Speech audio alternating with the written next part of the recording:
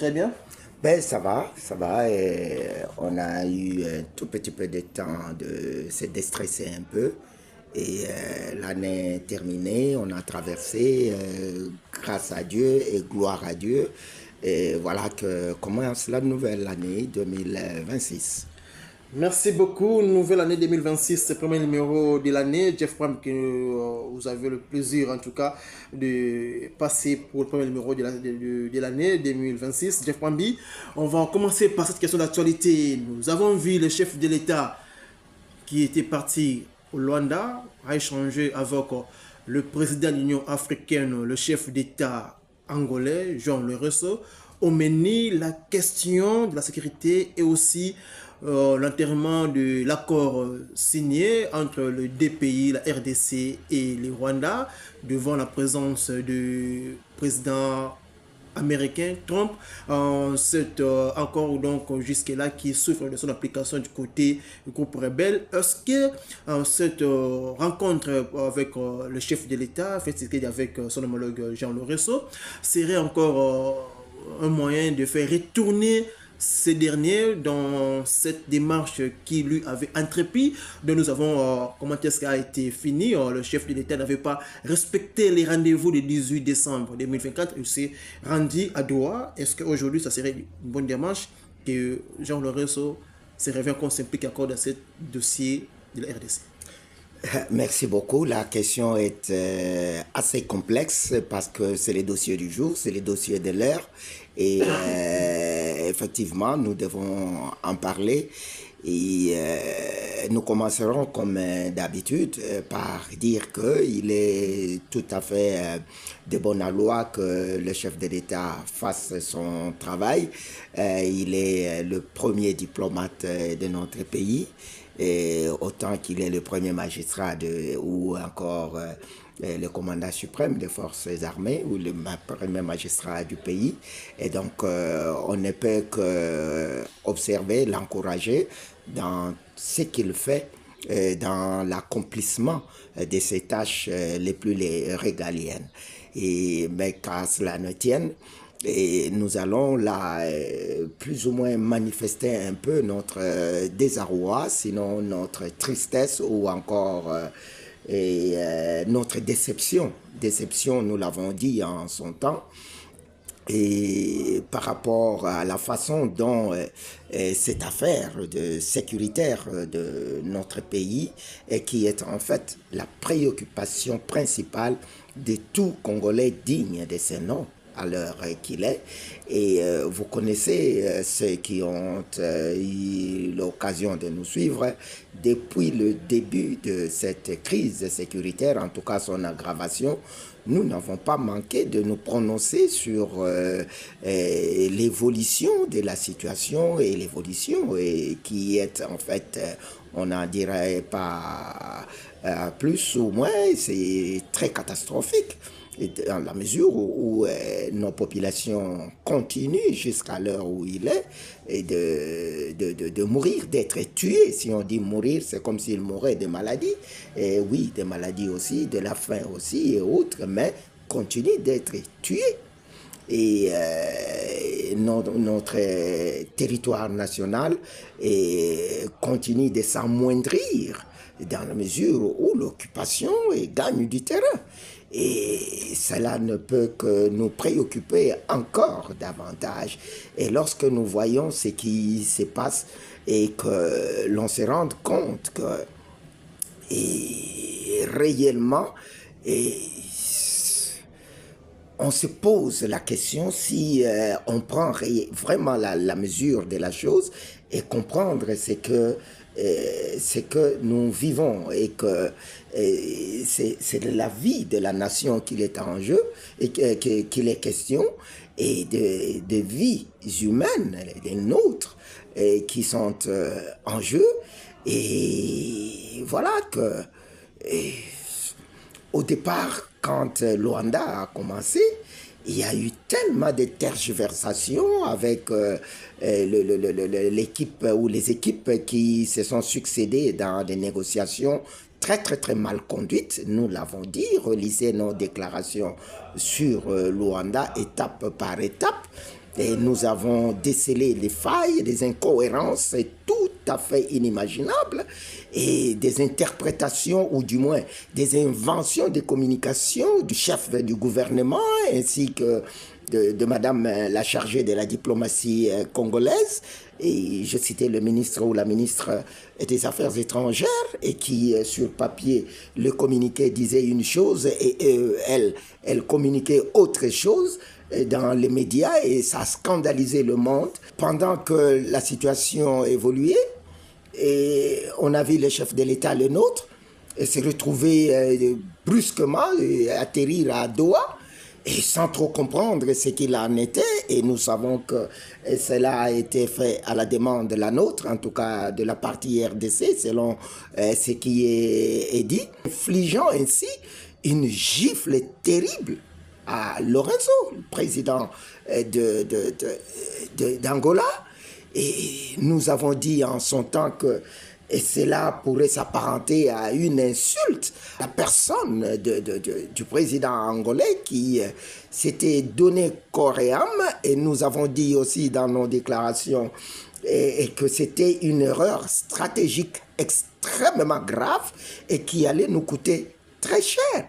Et que d'avoir énervé le président Lorenzo qui en fait était ou serait le moindre mal dans la médiation de ces conflits et qu'on ne sait même plus nommer dans notre pays. On a préféré aller voir des affairistes, à savoir le prince Qatari, et qui, ni plus ni moins, ne s'implique que pour des raisons économiques, et dans la mesure où il a des intérêts économiques très très importants à préserver avec son partenaire privilégié qui est le Rwanda, et son attitude, même la dernière visite en Afrique en dit long. Combien de temps il a passé à Kigali et dans quel état d'âme il a été et combien il a passé à Kinshasa, et tout devrait nous donner en tout cas matière à réflexion. Et on a préféré aller vers lui et dans l'idée qu'il aurait aussi des intérêts, mais bien sûr qu'il a des intérêts chez nous qui ne sont pas moindres, mais dont le garant reste Kigali. Parce que pour lui, Kigali est beaucoup plus fiable et que la RDC qu'il ne connaît pas. Et nous allons vers une telle personne pour lui demander de régler un problème entre frères et amis. Et la question, le choix est clair, c'est pas question de frères et amis, mais entre celui qu'on connaît et celui, le diable qu'on connaît et l'inconnu. Et bon, avec tout ce qui s'est dit sur nous dans l'espace international, il faut comprendre qu'il n'y avait pas d'avantage à poursuivre là-bas et que de sacrifier Lorenzo, c'était, je le dis encore, une erreur stratégique extrêmement grave et dangereuse, et les conséquences, nous les subissons aujourd'hui. On s'est retrouvé à Washington, à notre demande toujours, et la suite, nous la connaissons. La guerre n'est jamais terminée, même si les négociateurs principaux, nous les saluons tous, aussi bien le prince Qatari que le président américain, et leur implication, nous saluons, et nous n'en sommes pas moins heureux qu'ils s'intéressent à nos cas, mais il arrive un moment où, lorsque l'intérêt de la nation est mis en jeu, il faut faire un choix entre satisfaire ses émotions et défendre la nation. Et là, moi, je dirais que la nation passerait avant toute autre chose. Donc, Washington a fait ses preuves et jusqu'à aujourd'hui, il a produit ce qu'il a produit. Et l'on ne peut pas dire que le peuple congolais en est réellement fier. Et voici qu'aujourd'hui, après certainement quelques tractations, nous avons vu quelques émissaires du chef de l'État, le nôtre, descendre sur Luanda dans un passé pas très lointain, et certainement avec des messages assez particuliers du président de la République à son homologue angolais. Mais il faut comprendre une chose, c'est que le mal est déjà fait et que le résultat qu'on aurait eu hier ne sera plus la même aujourd'hui. Le monde international, il est très sensible. En diplomatie, il faut faire extrêmement très attention à tout ce que vous faites. Et humblement, je ne peux pas dire qu'on n'en sait pas quelque chose. Et là, la RDC commet, ou du moins vague d'erreur en erreur. Et cela fait que nous nous plaçons nous-mêmes par ignorance ou délibérément en position de faiblesse extrêmement grave. Et on a déçu le président Lourenço. Aujourd'hui, on rentre vers Lourenço parce que ceux qu'on a cru être meilleurs que lui, ça ne me plaît pas de le dire, ont présenté des signes de faiblesse. Et on se rend compte que Lourenço peut-être aurait fait mieux, en effet, parce qu'il a tout intérêt à préserver l'intégrité de la RDC face à un ennemi imprévisible et qui est le leader rwandais. Mais là, nous avons privilégié de parler avec le leader rwandais directement en négligeant celui qui devrait être, qui est en fait notre vrai allié, ou devrait être en tout cas notre principal allié dans ces combats. Bon, le chef de l'État est là, nous lui souhaitons bon vent, nous l'encourageons, et nous sommes de cœur avec lui parce que sa réussite est notre réussite. Et le gain qu'il aurait là, nous en connaîtrions l'impact et nous ne pouvons vouloir que toutes les bonnes choses, en tout cas souhaitées, dans des discussions qui ont eu lieu en tête-à-tête entre les deux leaders et que des conséquences positives puissent en découler. Mais sinon, il faut le reconnaître et nous avons fait un grand recul en tergiversant, en allant à gauche, à droite, au lieu de s'attaquer à la chose. Et là, le président Lourenço l'avait déjà déclaré avant de jeter l'éponge. Et même pendant qu'il avait déjà jeté l'éponge, il y a une donne très, très capitale dans cette crise et que le leadership congolais semble bafouer. Et le fait de bafouer cette donne importante est que le monde entier évoque, parce que Luanda l'évoque, Doha évoque, Addis Abeba l'évoque, et Washington l'évoque, et Bruxelles l'évoque, sauf Kinshasa, qui ne voit pas la chose sous cet angle-là. Est-ce parce que Kinshasa est trop sûr de lui alors que sur terrain la situation se complique davantage? Ou est-ce par méconnaissance de la situation? Ou est-ce par ignorance? Ou est-ce par incompétence dans la gestion de la crise? Alors, il faudrait que le chef de l'État se mette à l'évidence et nous l'avons dit à un certain moment, un coup de balai décisif et stratégique est très nécessaire dans la stratégie du président de la République, le nôtre. Jeff Pwambi, est-ce qu'aujourd'hui, Jeff Pwambi, vous voulez dire, parce qu'on sait que l'autre fois, lorsque le chef de l'État est parti le 18 décembre 2024, tête-à-tête avec son homologue Paul Kagame à Doha, donc on attendait le D à Luanda, c'est rendez-vous manqué et vous avez haussé votre ton pour dire ça a été une erreur diplomatique qui est de la part de la RDC. Aujourd'hui, le fait que le chef de l'État est encore revenu auprès de Jean Lourenço pour la question de sécurité, de cette question de la recherche de la paix, dont Jean Lorenzo avait commencé l'initiative de cette démarche, vous voulez dire qu'aujourd'hui, le chef de l'État a écouté la voix d'Alex, mais malgré un peu en retard. Trop tard, trop tard. Et s'il faisait un peu attention à ce que nous disons depuis le début, on n'en serait pas là. Et ça, je peux vous le garantir. On n'en serait pas là.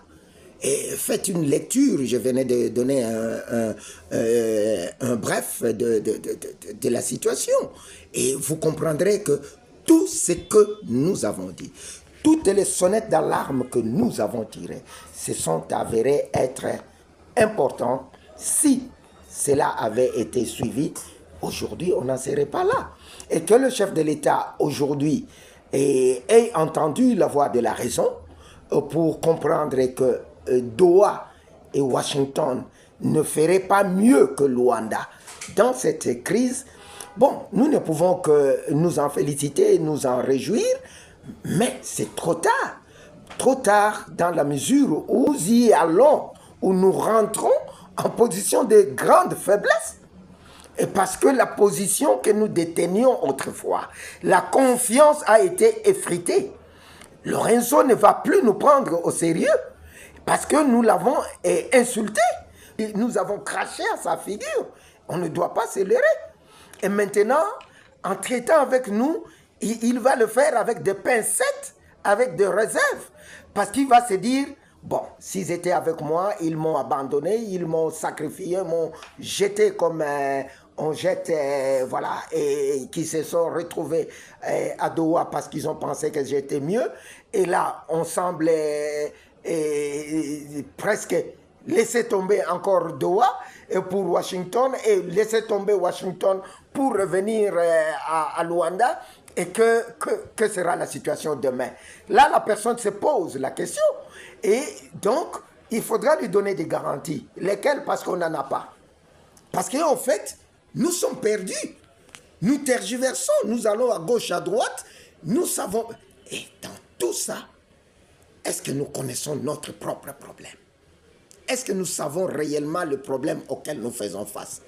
Il y en a qui va dire, non, c'est comme c'est devenu un slogan. Non, c'est le Rwanda. Non, c'est... Hier, le langage n'était pas celui-là. Hier, avant que Washington entre dans le jeu, c'est Washington qu'on a indexé. Et c'est le multinational. Quand on parle de multinationales, ce sont des multinationales occidentales pour la plupart du temps. Et c'est ces multinationales qu'on a indexé. Et maintenant, parce qu'on est en train de commander une protection vers ces gens-là, et donc c'est lui que vous avez accusé d'être votre bourreau, vous pensez qu'il va redevenir... Il faut savoir quand on indexe quelqu'un, parfois nous parlons trop chez nous. Et vous entendez, d'abord aujourd'hui, comme nulle part ailleurs, tout le monde parle. Et tout le monde parle de tout et de rien. Tout ministre parle, il parle de choses qu'il ne connaît pas parce que la plupart, 90% de ceux qui sont aux fonctions ne méritent pas d'être des ministres. Et des conseillers du chef de l'État parlent, et des conseillers des ministres parlent, même les bourgmestres parlent, tout le monde parle. On appelle ces trucs qu'on a créés là, de toutes pièces, communicateurs ou quoi. Ils parlent des situations qu'ils ne maîtrisent pas, et ils oublient que chaque mot qui sort, l'ennemi s'en sert. L'ennemi scrute chaque mot qui sort du Congo. Pendant ce temps, nous sommes en train de danser. Et pendant que ce qui s'est fait aujourd'hui, c'est l'accomplissement ou la réalisation d'une planification de très longue date. Mobutu, non, Lumumba en avait parlé, Mobutu l'a vécu, et jusqu'aujourd'hui.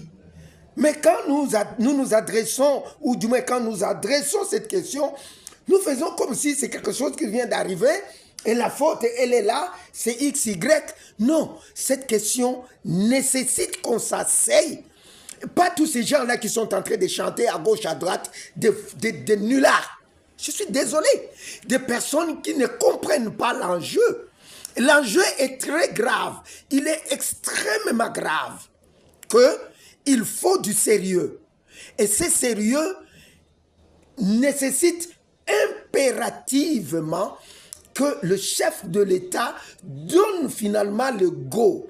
Nous l'en avons demandé et nous le faites encore aujourd'hui. Je sais que les go là aussi que vous l'avez toujours demandé, est-ce que les go là que vous voulez parler ici, parce qu'aujourd'hui, Jeff Pam, est-ce que vous faites confiance à Jean Loresso avec les go que vous attendiez? Est-ce que Jean Loresso aussi va écouter cette voie-là que vous proposez, que le chef de l'État puisse donner des go pour que le Congo puisse enfin trouver une paix? Mais Joao Lorenzo l'avait déjà dit pendant qu'il était encore médiateur de ces conflits, et il l'a redit quand il avait jeté l'éponge, que cette question devrait être examinée aussi à fond et en primeur, en interne. Ça, Tokorate Angote, on ne peut pas s'en passer. Obligatoirement. Ce n'est pas une contrainte qu'on fait à quiconque. Quand on parle des discussions en interne, il y a des personnes mal intentionnées qui veulent faire croire qu'on voudrait imposer au chef de l'État. Non, on n'impose pas au président de la République. C'est lui le garant de la vie de la nation. Mais le président de la République n'est pas un divin. Il n'est pas un magicien, comme disait l'un de ses prédécesseurs. Il peut faillir.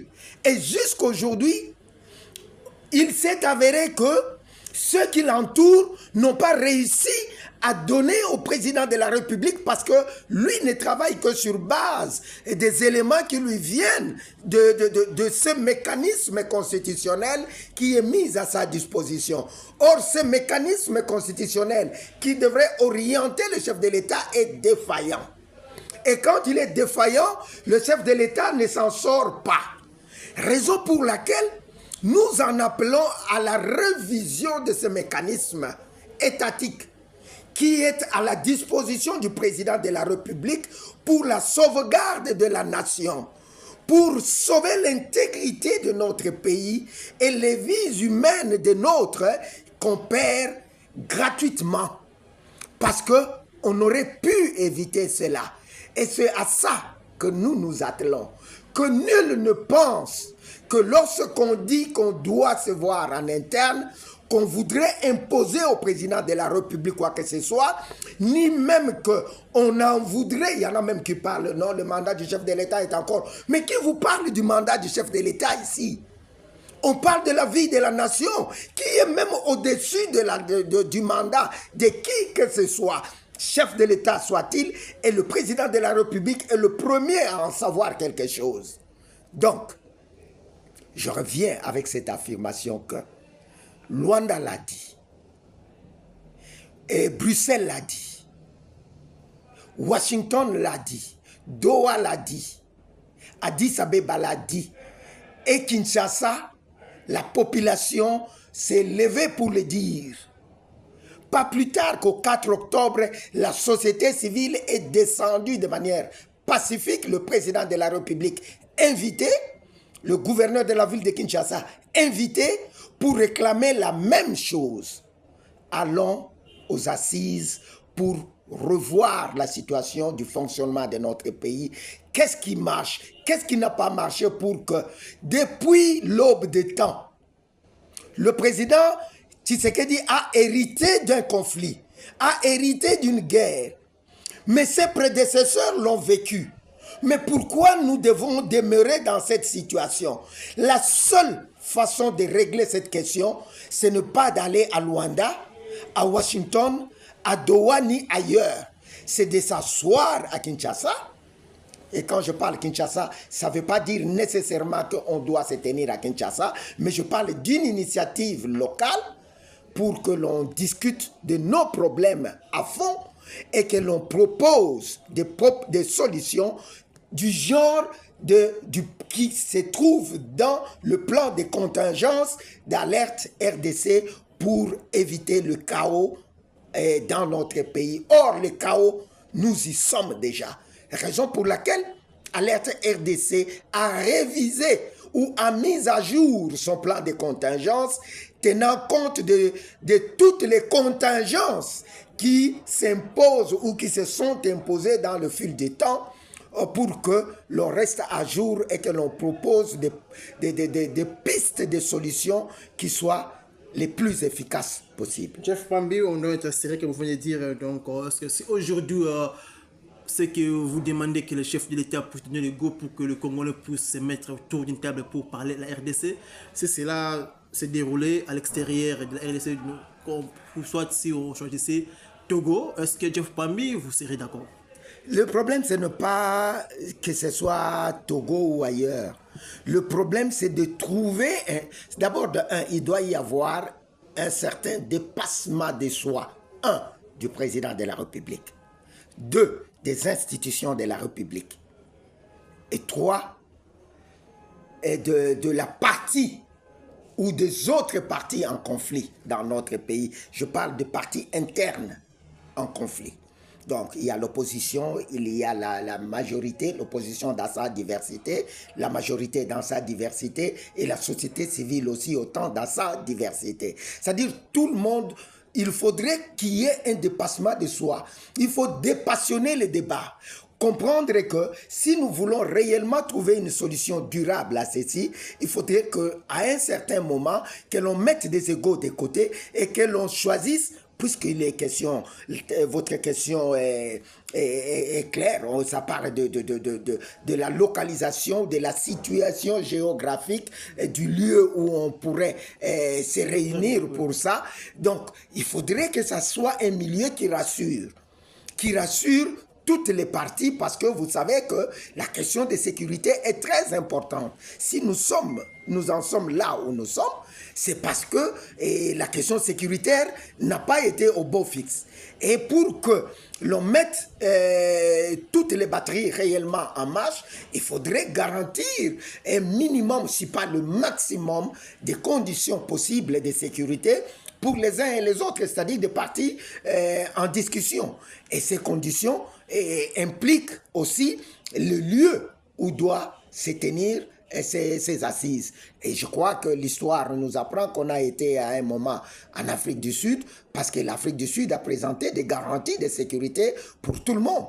Opposition dans sa diversité, les institutions de la République et puis la société civile. Et donc ça doit répondre à ces mêmes critériums pour que le travail soit fait en toute sérénité et qu'il puisse aboutir à des résultats qui permettront à notre pays de sortir de cette crise. Nous pensons aussi qu'Alex aussi va prendre part à ces assises. Bon, la décision d'abord, effectivement, nous sommes prêts à aller à ces assises-là, parce qu'aujourd'hui, dans ce pays, je ne mettrai pas ma main à couper, mais depuis que cette crise a commencé, et vous en êtes témoin, personnellement, et vous savez qu'Alerte RDC a été la seule, sinon la première structure de toutes les structures, tant politiques que de la société civile et des personnes indépendantes. La première structure à voir loin, c'était Alerte. À comprendre que même déjà bien avant des élections, longtemps avant des élections, nous avons pensé qu'on tendait déjà vers cette situation dans laquelle nous nous trouvons. Et qu'on devrait s'arrêter un moment, discuter et prévenir ce qui nous arrive aujourd'hui. Et donc, ça serait une aberration et qu'Alerte ne prenne pas part à ces genres d'assises. Et au-delà de cela, vous entendrez des gens aujourd'hui qui s'opposent au dialogue, parce que c'est le mot consacré, mais sans trop proposer. S'il n'y a pas de dialogue, la situation est en train de se dégringoler. Qu'est-ce qu'on fait? Puisqu'il n'y a pas de solution, il n'y a pas 36 solutions. Et il y en a encore d'autres qui vous disent, qui crient sur le toit pour dire on va au dialogue. Posez-leur la question, vous venez avec quoi comme matière? Ils n'en ont pas. Et d'autres encore, ils pensent qu'aller au dialogue, c'est aller discuter la question de la vie ou la mort politique de Tshisekedi. D'autres encore trouvent en cela une opportunité pour aller au mangeoire. Mais selon Alerte, dans son plan de contingence, ça ne sera plus un mangeoire. C'est-à-dire que Alerte RDC a un plan pour désintéresser la population congolaise et surtout la jeunesse de la chose politique. C'est-à-dire on doit aboutir à la dépolitisation de l'espace sociopolitique de notre pays et surtout de l'administration et de la société civile en soi. Parce qu'aujourd'hui, les gens pensent qu'il faut faire la politique pour être bien, pour être riche. Or, avoir beaucoup d'argent volé ne fait pas de vous un riche et ne fait pas de vous un homme heureux. Parce qu'en fait, vous êtes un pauvre déguisé, un malheureux. Parce que vous ne vivrez jamais tranquillement. Alors, Alerte a une proposition pour que les gens, et surtout les jeunes, se désintéressent de la politique, mais qu'ils se lancent plutôt dans des choses les plus importantes qui vont contribuer à leur développement personnel d'abord, ainsi qu'au développement de notre pays. Et la politique ne développera jamais le pays, d'où le plan d'alerte qu'il a et qu'il est prêt à défendre à tout moment. Et je ne pense pas qu'il y en ait deux, ni dans la société civile, ni dans la politique au pouvoir, encore moins dans la politique dans l'opposition. Le plan d'alerte est unique. Et s'il est mis en exergue réellement, s'il est porté avec toute la volonté politique nécessaire, si le président de la République veut réellement marquer l'histoire dans ce pays, il devrait s'attacher au plan de contingence d'alerte RDC et il deviendra une icône incontournable du genre de Lincoln aux États-Unis. Je pense qu'il vous suit, il va prendre ça en compte, Jeff Kwambi, parce que là nous parlons de questions de la diplomatie, parce qu'on sait que le chef de l'État a vu Jean Laurent sur deux casquettes, c'est tant que président de l'Union africaine et président de la République d'Angola. Et on sait que dans quelques semaines, Jean Laurent va céder la commande du président de l'Union africaine dans un pays de EAC. Oh, déjà. Est-ce que c'est le plan diplomatique, vu la situation qui se passe à notre pays, on sait que nous sommes menacés par le pays de l'EAC. Est-ce que ça serait encore un moment difficile pour la RDC? Oui, la situation va être assez complexe encore davantage. Parce que nous venons de louper, là, je viens de le dire, une opportunité avec l'implication directe de Lorenzo que nous avions négligé. Bon, on ne va pas passer le temps à pleurnicher. Et figurez-vous que la RDC, au début du mandat, du premier mandat du président de la République, la RDC a dirigé l'Union africaine. Est-ce qu'il y a eu une seule déclaration en faveur de la RDC condamnant le Rwanda? Non. Si la RDC a dirigé la SADC ou quoi d'autre là-bas et consort, est-ce qu'il y a eu des déclarations conséquentes qui ont permis la RDC de sortir de cette crise? Non. La RDC est au board des Nations Unies, partie prenante dans le board des Nations Unies. Est-ce que la guerre est finie chez nous? Non. Et si pendant que aujourd'hui la RDC occupe la présidence de la CIRGL, est-ce qu'il y a un changement sur le terrain? Non. Et les Nations Unies, et l'Union africaine, et l'Union européenne, et toutes les puissances économiques et militaires de ce monde vous disent une chose: vous devez régler vous-même vos problèmes. Mais qu'est-ce qu'il faut qu'on vous dise d'autre? C'est bien toutes ces histoires-là. Mais la différence, c'est que maintenant, puisque les pays de l'EAC ne sont vraiment... L'autre faute grave que nous avions commise, et Alerte RDC en a fait écho en son temps, et c'est d'avoir intégré cette dynamique, cette coalition des États d'Afrique de l'Est. C'est-à-dire, vous allez dans une dynamique à l'étonnement même des États de la SADC, par exemple, et qui se posent des questions, alors que l'Afrique du Sud, en l'occurrence, avait posé son veto pour l'intégration du Rwanda dans la SADC. Mais nous, maintenant, à cause de la RDC, à cause de l'implication négative du Rwanda en RDC, mais nous-mêmes, la RDC, nous avons préféré intégrer un groupe créé par le même Rwanda, naïvement, ou je dirais encore un mot plus dur, plus choquant, je préfère me taire. Alors, allez-y poser, vous posez la question. Donc, la situation va se compliquer un peu plus avec le départ, ou du moins avec la mise à l'écart de Lorenzo à la tête de l'UEA, de l'Union africaine, et l'entrée en jeu d'un État de l'EAC, puisque l'EAC n'est pas notre ami, puisque nous sommes agressés par les États de l'EAC, et donc il ne faudra pas se leurrer. Le Congolais doit se prendre en charge, doit être conséquent et doit comprendre que nul pays ou quoi que ce soit, ou coalition, ou régionale ou sous-régionale, ne viendra finir le problème du Congo. Donc ça veut dire que la RDC doit déjà saisir cette opportunité tant que l'euro est encore là pour qu'on puisse passer dans ce dialogue, sinon ça sera encore le pire. Avec ou sans Lorenzo, on n'a pas de choix. Et on doit arrêter de penser que c'est à cause de telle personne extérieure que nous avons ou que nous devons régler nos problèmes. Non! La seule personne aujourd'hui qui peut permettre, et je vais le contredire, parce que le président de la République, le nôtre, il s'est sous-estimé.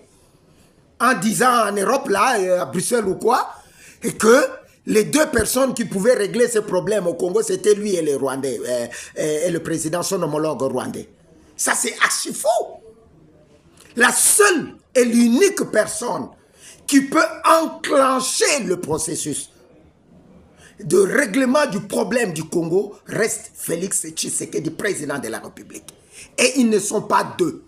Si nous voulons vraiment un règlement durable de ce processus, il faudrait que le président de la République se ravise dans ses positions et dans ses actions en faveur de la sécurité dans son pays, donc dans un pays dont il est le garant. Et ce n'est pas une tierce personne, ni Lorenzo, ni... sinon nous dirons que maintenant, aujourd'hui, Lorenzo est plus puissant comment ça l'appelle, que le président Trump, n'est-ce pas? Est-ce qu'on peut dire ça? Oui, Jeff Pambi, on va parler de cette question des ministres. Jeff Pambi, là, vous êtes pour... une table ronde où le Congo peut se mettre ensemble. Je l'ai toujours demandé et je n'ai pas changé d'avis. Par rapport à ce qui se passe, vous êtes acteur civil, vous êtes en train de voir l'interpellation de certains politiques. Jeff Pambi, qu'en faites-vous? Ça, ce sont des questions qui seront examinées et réglées au niveau du pré-dialogue. Et je pense qu'aujourd'hui, il y a un mécanisme déjà qui a été entériné par le chef de l'État, qui est l'initiative proposée par, ou la feuille de route issue de l'initiative de la CENCO et de l'ECC, qu'on a appelée Pacte social. Et cette initiative prévoit toutes ces questions-là. Donc, et dans cette initiative, il y a une partie du travail qui est scientifique, purement scientifique, rien de politique. Ou, c'est-à-dire la deuxième phase de cette feuille de route, donc qu'on attend le déclenchement par le chef de l'État. Et là, on va étudier, analyser, scruter et passer au peigne fin tout ce que, en fait, la vie de la nation. Où est-ce que nous sommes? D'où est-ce que nous venons? Pourquoi est-ce qu'on est ici et non là-bas? Et qu'est-ce qu'on peut faire pour que le Congo soit meilleur que ce qu'il est aujourd'hui? Et une fois cette étape passée, je répète, c'est une étape qui sera totalement apolitique.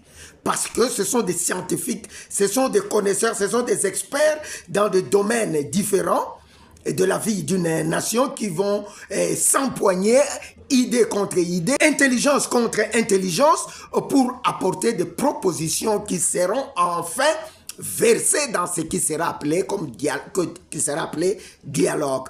Et ça ne sera que la dernière étape, la dernière phase. Et là, vous aurez, vous, politique et société civile, vous aurez une matière déjà travaillée par des personnes que peut-être vous ne connaîtrez même pas des noms. Et maintenant, ce travail, vous n'aurez qu'à l'endosser de manière que le pays ne soit plus dépendant de la volonté ou d'une tendance politique parce qu'on voudrait créer un nouveau Congo. Et c'est seulement de cette façon-là que nous allons sauver notre pays. Et donc, allons-y avec cette proposition qui est tout à fait dénuée de toute intention malveillante quelconque pour que nous puissions sauver notre pays. Merci Jeff Pambi. Nous allons prendre ces sujets donc, au niveau international en tout cas. Les États-Unis d'Amérique en tout cas qui se lancent à contraindre tout celui qui tenterait à réduire son pouvoir, notamment en tout cas donc, quand ou qui il veut. C'est le cas des Venezuela. Donc les États-Unis en colère pour donc, remettre en cause tout celui qui tenterait de réduire son autorité. C'est une histoire assez rocambolesque, mais très intéressante. Vous voyez ce qui se passe dans le monde. C'est tellement intéressant que l'histoire du monde est en train de se réécrire. Et ce qui est malheureux, c'est que la RDC est absente. Et la RDC subit. Alors que la RDC pourrait s'être placée comme un des pions majeurs et qui influencerait la reformation de l'espace géopolitique mondial. Et parce que le rapport de force est en train de shifter de quelque part vers quelque part autre. Hein. Et il y a eu ce déséquilibre par rapport à l'ordre mondial antérieur ou sinon finissant, avec l'arrivée d'autres acteurs et l'arrivée de mécanismes nouveaux du genre les BRICS, avec le renforcement d'un aile anti-occidentale, ou pardon, une aile anti-occidentale, et maintenant, il fallut un Donald Trump au pouvoir, et qui revient, qui lui ne passe pas par le dos de la cuillère. Il vous dit, il a promis aux Américains, et tenez-le, dans son slogan de campagne, il a marqué les esprits des Américains qui ont voté pour lui en leur disant notre campagne, notre présidence sera mise sous le signe Make America Great Again. Ça veut dire rendre à l'Amérique sa grandeur. C'est-à-dire qu'il reconnaît que l'Amérique a perdu de quelque chose, de sa grandeur. Et pour être grand, fort aujourd'hui, il faut être fort. Et pour être fort, il faut être militairement fort, économiquement fort. Or, l'autre tendance anti-occidentale, avec les BRICS, la Chine, le Brésil, l'Inde, la Russie et tous les autres, l'Afrique du Sud et consorts, ils veulent créer un contrepoids à l'Occident. Et quand on parle de l'Occident, ici, on vise l'Amérique. Vous voyez. Et ils sont arrivés jusqu'au portail de l'Amérique. Et la Chine et les États-Unis, et la Russie s'impliquent fortement dans ils se sont beaucoup impliqués, ils se sont beaucoup investis dans la politique économique et sécuritaire du Venezuela, et beaucoup d'influence dans la gestion politique du Venezuela pour en fait constituer une menace telle que c'est perçu aux États-Unis, une menace pour les États-Unis. Et ils se sont beaucoup renforcés sous l'administration démocrate. Or, les républicains qui sont au pouvoir, et pas n'importe lesquels, quelqu'un qui a promis et qui veut marquer, parce qu'il est dans son dernier mandat comme président, il veut marquer l'histoire en redonnant à l'Amérique sa grandeur.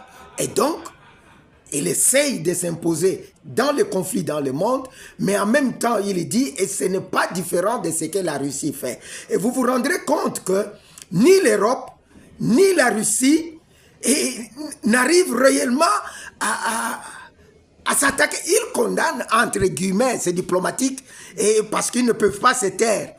Mais écoutez comment l'ambiguïté dans les positions européennes. Parce qu'ils savent que, en fait, je vais vous choquer. Et Trump a le droit de faire ce qu'il fait, en fait. Posez-moi la question si c'est bon ou mauvais. Et je vous dirai que c'est mauvais. Vu dans l'aspect du droit international. Mais, au-delà du droit international, chaque État a le devoir de maintenir sa grandeur, sa puissance, sa force. Et en aucun moment, le droit international ne peut imposer aux États de marquer leur puissance. Et c'est ce que nous vivons en Ukraine.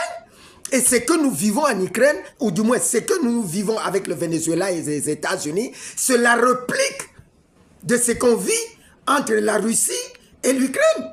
La Russie a décidé d'envahir l'Ukraine pour se sécuriser. L'Amérique, plutôt que d'envoyer ses militaires avec toutes les expériences qu'il a connues, et rappelez-vous de la baie des Cochons, lorsque, je crois, en 1961, c'était, si je ne me trompe pas, Eisenhower, je crois, je ne sais plus ce qui c'était, je crois, le président Eisenhower avec la CIA qui avait mis en place la stratégie de débarquement sur la baie des Cochons chez Castro, et, au Cuba, et ça s'est soldé sous la présidence de Kennedy par un échec. Mais cette expérience, eux n'oublient pas. Est-ce qu'il faudrait envahir encore le Venezuela? Non, ils changent de stratégie, ils viennent, et c'est un message fort. Ils viennent, ils vous enlèvent le président de la République de votre pays, avec sa femme, ils l'amènent. Ils vous disent, faites attention. Pourquoi? Parce que ils ne peuvent pas se permettre, et c'est là où ils n'ont pas tort, ils ne peuvent nullement se permettre que la Chine et la Russie aient une mainmise sur notamment le pétrole vénézuélien. C'est parmi les plus grands producteurs du pétrole. Et c'est parmi les États qui alimentent les États-Unis. Or, l'économie va de pair avec la sécurité. Et lorsque vous perdez l'économie, vous perdez la sécurité. Et c'est ainsi donc, l'Amérique lance un message fort pour dire, attention vous tous qui restez là. C'est sûr que c'est ce qu'il a fait et qu'il ne le fera peut-être pas ailleurs. Mais il vous dit, nous avons la capacité de le faire. Nous n'allons pas envahir vos pays, mais nous pouvons les décapiter. Et ce message, je vous le garantis, ça a été entendu. Est-ce que ce message que Trump a lancé, comme vous nous dites qu'il veut renaître ou s'asseoir son pouvoir, sa puissance, pas son pouvoir, la puissance des États-Unis, la grandeur des États-Unis. Est-ce qu'on sait qu'aujourd'hui aussi il y a lien aujourd'hui entre la RDC et les États-Unis, dont l'accord a été entériné à la Maison Blanche, une maison stratégique des États-Unis, dont l'accord là n'arrive pas à être respecté. Est-ce que Paul Kagame serait en danger? Non, ça n'a rien à voir avec Paul Kagame. Et le cas est totalement différent. Ne vous leurrez pas que les gens vous chantent à gauche, à droite, c'est faux. Le Venezuela, ou du moins l'administration vénézuélienne, s'est placée comme ennemi des États-Unis. Donc les intérêts des États-Unis étaient mis en mal par le régime du Venezuela qui était en place, et parce que le Venezuela a impliqué ou a abrité l'ennemi économique et sécuritaire des États-Unis, qui sont la Chine et la Russie. Ils ont beaucoup investi là-bas, et que vous verrez, lisez l'histoire avec Hugo Chavez et consorts. Or, le Rwanda, c'est l'un des alliés principaux des États-Unis en Afrique. Et c'est l'allié principal dans les Grands Lacs. Ce n'est plus la RDC. Donc ça veut dire que c'est des trompes de ce qu'ils pensent. Non, détrompez-vous. Détrompez-vous. Le Rwanda aujourd'hui est l'allié principal. Écoutez, nous allons voir le Big Brother, comme on appelle en Angleterre, le grand frère, pour lui dire, voilà, il y a le petit là qui nous menace. Et le grand frère, au lieu de dire au petit, arrête ce que tu fais, il dit, bon, grand frère, vas-y, signe un accord, donne au petit frère ce qu'il veut. Est-ce qu'il vous a aidé? Non. Il vous sort affaibli. C'est-à-dire même votre droit d'aînesse a été bafoué. Un peu comme pour répondre à ce que le secrétaire général des Nations Unies avait dit depuis le début. Congo, levez-vous, défendez votre pays. Si vous attendez que les Nations Unies viennent le faire, ce n'est pas notre devoir de le faire. C'est au gouvernement congolais et leurs mécanismes autour de défendre aussi bien leur pays, l'intégrité et que la population. Et vous continuez à croire que c'est eux qui viendront. Non. Trump, s'il vient en Afrique, et d'ailleurs, comme ce qu'ils ont fait vers le sud avec le truc de Lobito, parce que la RDC n'est pas fiable. Je l'ai dit avec pincement de cœur. J'ai mal au cœur quand je l'ai dit. Je suis né, j'ai grandi avec les Américains. Je les connais. Je sais comment ils réfléchissent. Ce qui compte, c'est eux. Et ne vous leurrez pas. Bon, je ne parlerai pas de moi, de mes relations avec les Américains depuis mon enfance. Tu vois? Et vers le sud, ils ont donné la responsabilité à l'Angola. Et vers l'est, où il y a toujours les minéraux, c'est le Rwanda qu'ils mettent dans le jeu. Alors que nous sommes allés les voir pour leur demander de venir foutre dehors le Rwanda. Et l'Ouganda, bien sûr, d'ailleurs.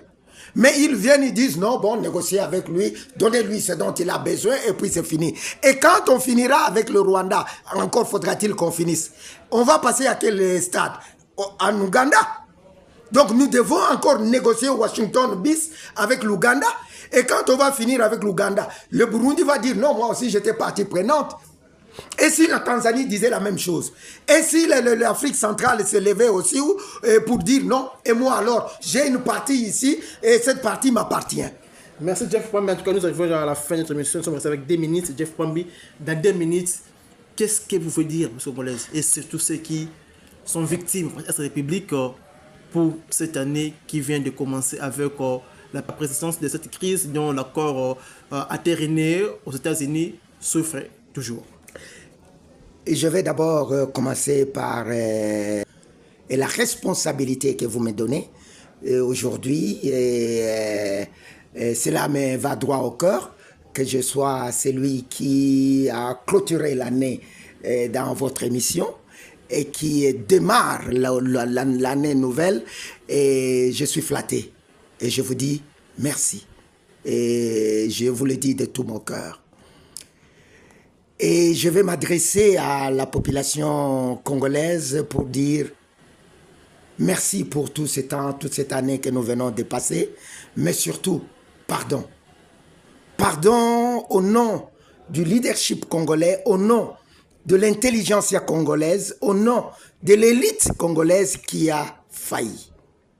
L'élite congolaise a failli de vous protéger, de vous donner ce que vous méritez en principe. En réalité, je vous dis pardon. Pardon si j'ai failli quelque part durant toute l'année 2025.